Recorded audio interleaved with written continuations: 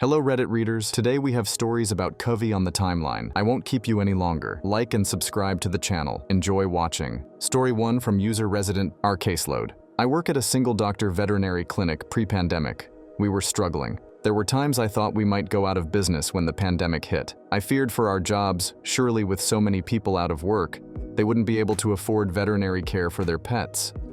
Right? Boy, was I wrong. We started seeing at least twice the number of patients each day than we had been seeing before, and were making 23 times the amount each day, compared to what would be considered a good money day pre-pandemic. Here we are at the end of 2023, and it really hasn't let up. Gone are the times where we could routinely offer same-day or next-day appointments were often booked out a week or more. As a result, the amount of verbal abuse we have to take from clients and prospective clients has gone way up as well.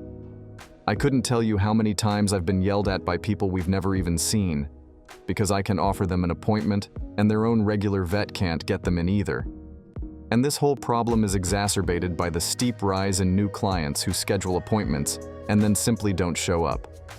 I can only guess that people are calling around and scheduling appointments at multiple vets, and then just show up to whichever appointment is soonest, or whichever vet quoted the lowest estimate, and then can't be bothered to cancel the other appointments. So now all these time slots are wasted when we could fit someone else in. I have to assume that this trend is a big reason why so few clinics in my area are accepting new clients. But somehow I'm a monster when I tell people that, no, our one doctor absolutely cannot see your pet today, because he's already way overbooked, and that if it's urgent, you should go to one of the 24-hour emergency facilities in the area. And it's also somehow my fault that going to one of those facilities means they'll have to spend a lot of money. Story 2 from user Arugula Initial 4614. My health, both mental and physical. My job was essential. Most of the work I did during COVID was not also due to my location in the South and the background of most folks in my field, people I had to work with or around. There was a ton of MAGA shit and COVID denial going on up to, and including intentional disregard for safety protocols. So I caught COVID pre-vaccine rollout, and my physical health slowly deteriorated as a result of long COVID. My mental health deteriorated at the same time, to the point I had to take FMLA due to stress and my health issues, literally making me catatonic. I couldn't even care for myself during the first month of my leave, and was having auditory visual hallucinations while being in a full-blown panic attack at all times, while awake and having night terrors more often than not. Anytime I slept long COVID, and the additional stress pushed me over the edge I was already at. Basically, management went from supportive to demanding, to lying to HR and our contracted leave management firm about the availability of work. I could do remotely when my PCP recommended I work remotely for a few weeks, rather than return to in-person work immediately, which causes me serious setbacks and resulted in my having to go out on FMLA again. But for a shorter period, when I returned the second time, I was actually doing okay, but was being treated incredibly poorly in retaliation for taking my medical leave, which as a result of therapy, I refused to tolerate. So I made waves over refusal to follow policy unsafe practices and other issues specific to the work we did, involving HR and senior management in a good faith attempt to address said issues. My supervisor ended up removed from his role as a result, and my mistreatment ramped up from other individuals. We didn't have a normal hierarchy. My direct report wasn't my supervisor and wasn't my boss above me. But was it's complicated because I'd caused issues for a bunch of folks by reporting and forcing my company to address failures, to follow policy and guidelines, which was causing me a ton of additional stress and pushing me back towards that edge. So I left rather than risk my physical and mental health any further. Unfortunately, here I sit about 3 years later, still unable to work due to those very same issues, as well as some additional health problems, many of which are directly related to all the above, but some of which are not. I had enough saving that I've been able to live for that long without working. But starting 6 months ago, I started to exhaust them here. Soon I'll probably have to raid my 401k and accept the fact that I'm disabled, to the point I won't ever be able to work regularly and provide for myself again. At the ripe old age of 37, my life and future are effectively out of my hands. I'm not physically able to kayak on a local river or hike local trails. When pre-COVID, I was not only able, I was lucky enough to be in a position to decide Friday at work. I wanted to hit some whitewater and travel 900 miles to do so over the weekend on a whim, to take a friend having a hard time to Denver for a week and explore the Rockies entirely on my dime, just to help him clear his head and get away for a bit. I could spend 15 hours caving on a Saturday. Come out so exhausted my limbs were shaking, and then spend the next week doing intense physical work without any repercussions or issues. Yet now I get exhausted, going to pick up groceries, and may or may not have the energy and mental stress buffer. Can't think of how to phrase to stop at a park on the way home and just walk my dog. Hell, I can barely manage to play with him at home, no matter how well rested I am. COVID destroyed my career, my life, and my future. It destroyed my health and the willful, outrageous ignorance and purely hateful spite of the MAGA vaccine and COVID-denying subhuman trash. Destroyed not only my mental well-being, but likely played an enormous role in my exposure and subsequent health issues that have left me a near invalid. So that's what hasn't gone back to normal for me. And unfortunately, it never will. Story 3 from user Adrian Halo. I moved from LA to Chicago in 2020. I got to Chicago in mid-February. I'd left LA barely able to afford the move, ready to get back into it in Chicago and start my well-paying help desk job at this cool ad agency with an awesome office and nice people. I was just starting to get in touch with the friends in Chicago. I already knew the ink was barely dry on my lease. And then one day at work, a few weeks later, they sent us all home by the end of March. I was unemployed. We were thankfully allowed outside, and even though they had closed the beaches and most of the park, I live right near the lake. And it's pretty much my favorite thing about being here. I was at least able to walk around and start getting to know my neighborhood sort of under the circumstances. But it took me months to get my unemployment pay. So that was stressful, and the debt I had accrued moving here only grew as I tried to get by without it. The rest of 2020 actually wasn't too bad for me. I got my substitute teacher license, and at that point in time, I was new enough to teaching that I was somehow able to just have fun with it, and the kids really liked me. It wasn't good money, but I was freelance writing to make extra, and I felt like maybe things would be okay. The following year, 2021, I burned out on substitute teaching by November, as the second academic year.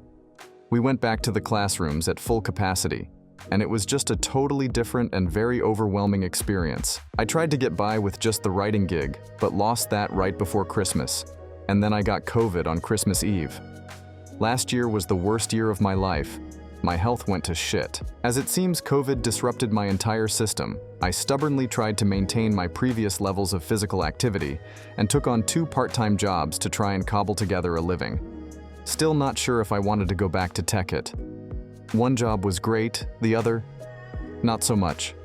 The summer was okay, but last fall things started to fall apart for me, and it was obvious I was still struggling financially. About a year ago, one of my cats died very suddenly from heart failure during an emergency surgery to relieve a urinary blockage. I was no longer able to afford the expensive urinary formula food and was consumed with guilt that this was my fault. How could I not have noticed?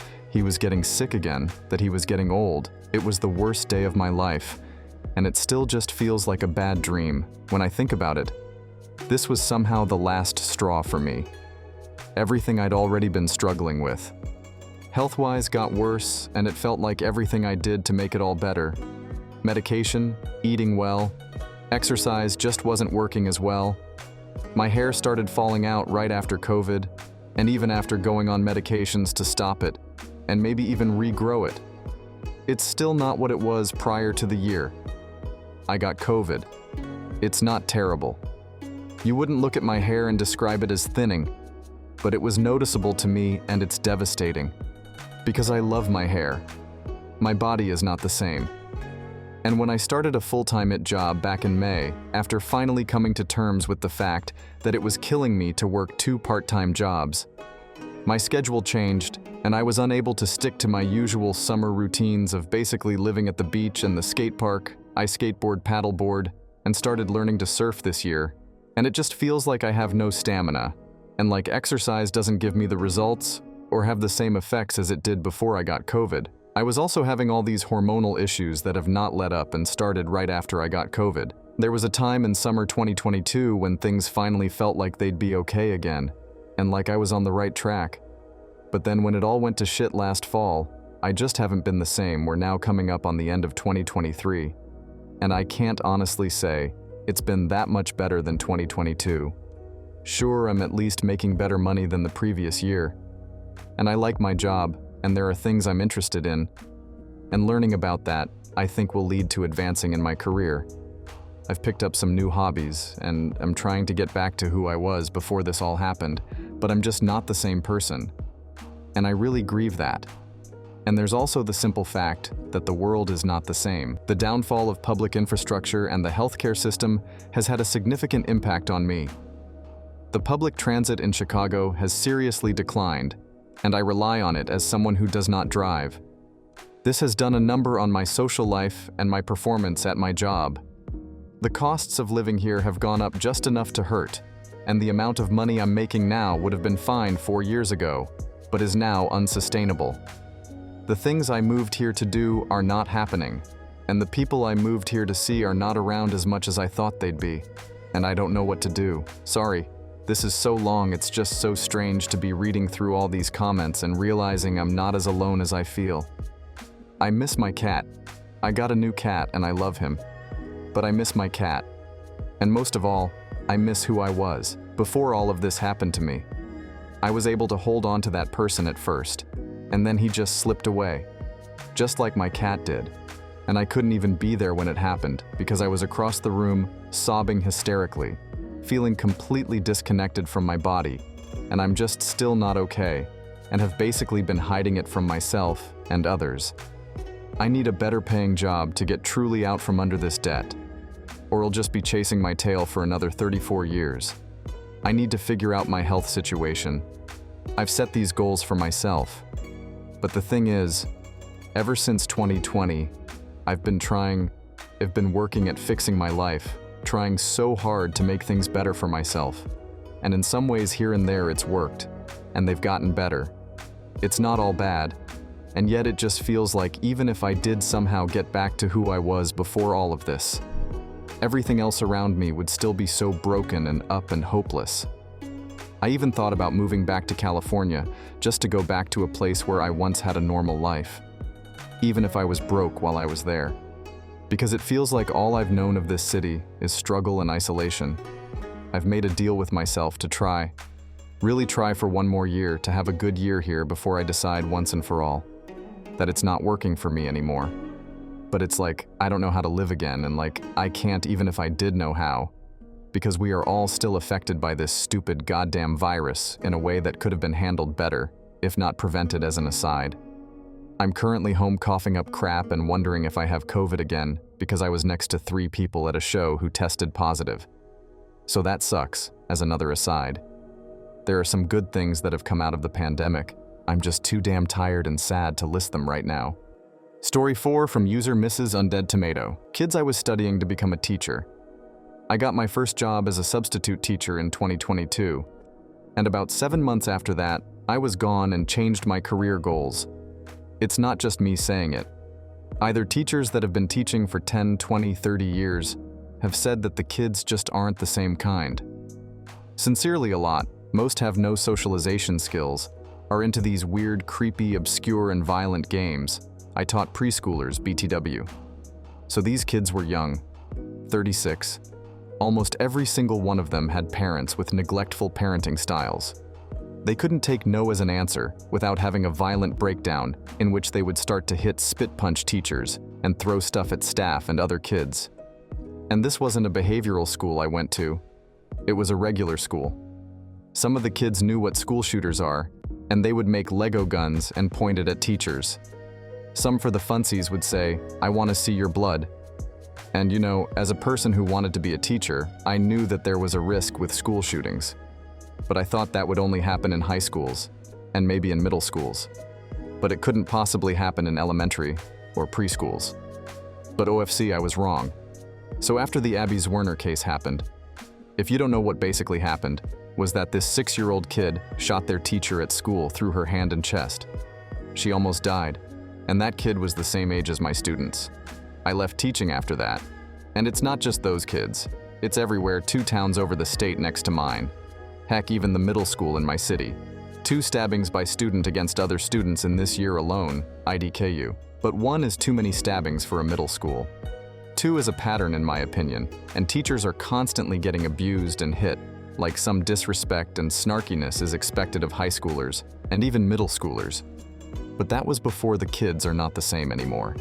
Thanks for watching. Don't forget to like and write comments. See you later.